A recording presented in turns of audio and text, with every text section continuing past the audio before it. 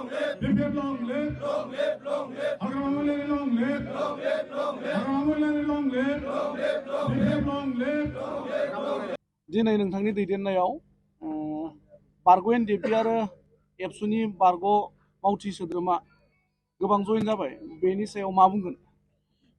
गिबियावनो नैबे चेनेलखौ नायगिरि गासैखौबो रायजो राजा गासैखौबो आंनि गोसो गोरबोनिफ्राय अननाय आरो सिबिनायखौ आं जासिग्रोनाय थाबाय। नंगौ दिनै एक्स-एनडिएफबिफोरनि थाखाय बा सोरबा सासे दैदेनगिरि आबसुनि दैदेनगिरिफोरनि थाखाय मोनसे स्पेसियेल जयनिं आं दिनै खालामदों। बेनो जाहैबाय जोंनि बिपिएफ दोलोनि दैदेननाय आरो दिनै नंगौ मानो होननानै बुङोब्ला दिनै एक्स-एनडिएफबि जों गोबां समनिफ्रायनो जोङो नुनो मोन्दों एक्स-एनडिएफबिफ्रा दिनै जाथिनि थाखाय हारिनि थाखाय गावनि जिउखौ बावसोमनानै बा सोरबा बिमा बिफा बिदा फंबाय गासैखौबो नागारनानै दिनै जाथिनि थाखाय मावबोदोंमोन। दा बिथांमोननि थाखाय दिनै जि दानि हालोद बे हालोदाव दिनै नुनो मोन्दों बिथांमोनखौ माने सोरबा सैमा मासेबो सुङा होननाय स्टाइलाव दिनै बिथांमोना दङ। गतिके बेखौ साननानैनो दिनै आंजों सावरायनानै बिथांमोना मोनसे डिसिसन लादों जे नोङो रायजो राजानि थाखाय माबा मोनसे खामानि मावनायखौ जों नुबाय थादों। गतिके नोङो सानसे समाव जोंनि माबानि एनडिएफबिनि थाखाय बा सोरबा दैदेनगिरिनि थाखाय बा रायजो राजानि थाखाय माबा मोनसे मावगोन होननानै जों नोंखौ आसा खालामो होननानै दिनै बिथांमोना आंजों रायलायनानै गुबुन गुबुन दाब दाब जायगा मोनब्रै डिस्ट्रिक्टनिफ्राय लानानै मोनथाम डिस्ट्रिक्टनिफ्राय लानानै क'क्राझार चिरां आरो बाक्सा बे मोनथाम डिस्ट्रिक्टनिफ्राय लानानै बिथांमोना आंजों जगाजग खालामनो दिनै जयनिं जाफैदों। बिथांमोननि सायाव रोजा रोजा साबायखर।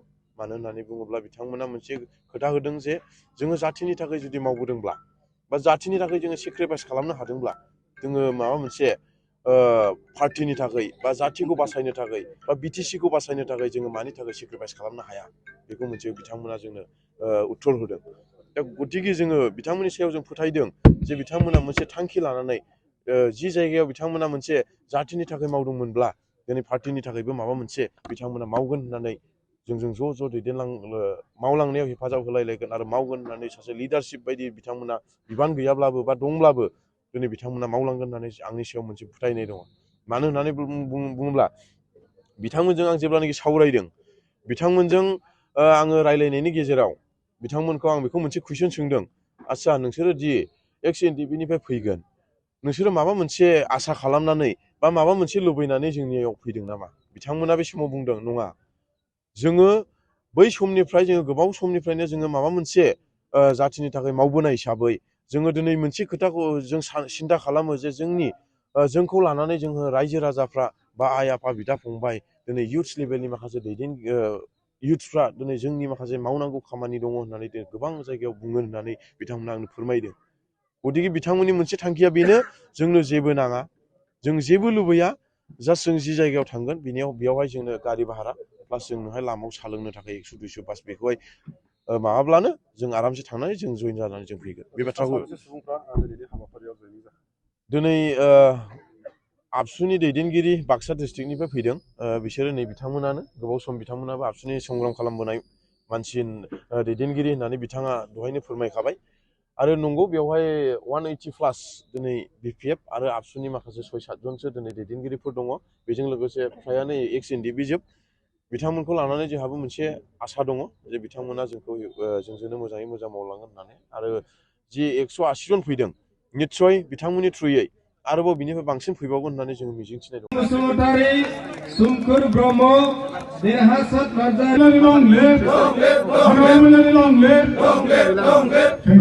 नोंथांमोना मोनसे आराम गोनां आरो जेंना गैयै दावबायनायनि मोन्दांथिखौ नागिरदों नामा? शक्ति यात्रानि अनगा आरो जेबो गैया। शक्ति यात्रानि गोदान बास सिबिथायखौ नोंथांमोना दिनैनिफ्रायनो लानो हासिगोन।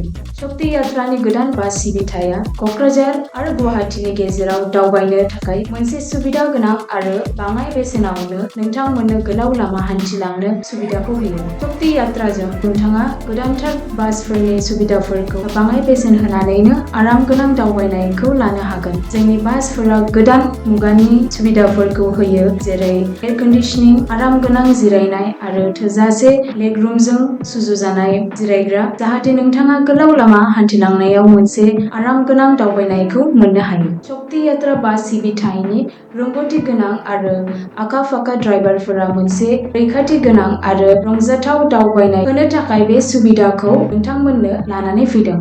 शक्ति यात्रा बास सिबिथाया नोंथांनि टिकेट बुकिं खालामनो गोरलै आरो जेंना गैयै खालामदों। नोंथाङा टिकेट बुकिंनि थाखाय प्रगति भवननि साखाथिनि टिकेट काउन्टारनिफ्राय अफलाइन आरो www.redbus.in वेबसाइटनि गेजेरजों अनलाइनबो बुक खालामनो हागोन। बिदिब्ला मानो नेथ'नो? शक्ति यात्रानि आरामगोनां आरो जेंना गैयै दावबायनायनि मोन्दांथिखौ लाफैनो दिनैनो नोंथांनि टिकेटखौ बुक खालामदो।